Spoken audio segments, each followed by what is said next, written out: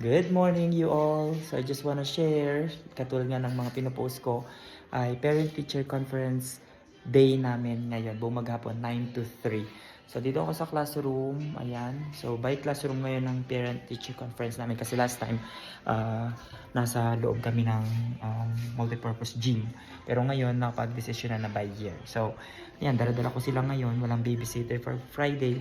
Merong ino-offer na babysitting free lang sa kabilang room pero dito lang sila, baka maggulo-gulo pa sila doon, tsaka hanapin din kami. So, may na mga nagdala na ng food.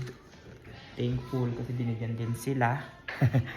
Tapos, ayan, nag-set up din ako ng yung mga papakita ko sa parents kung may dadalaw sa akin. So far, may nag-sign up na isa. Pero, hindi natin alam yung iba kasi hindi magsa-sign up pero dadalaw or pupunta na lang dito. May isa na ako natapos, hindi siya nag-sign up at magulang siya ng student ko. Hindi ko lang alam kung parehas kami sa ibang school districts or ibang states, pero ganito kami dito sa aming school.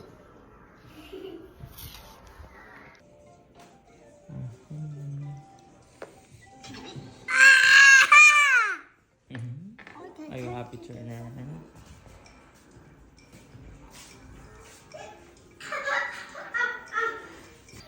I just wanna share na itong mga food namin ay provided ng church sa community. Napaka-healthy ng community dito, talagang nagtutulungan. So yung mga church nagtulong-tulong para mag-provide ng lunch for all the teachers and staff dito sa school namin.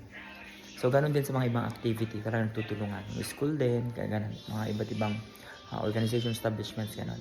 Small communities, healthy siya, peaceful, quiet, and talagang lahat ay nagpa-participate sa mga activity din.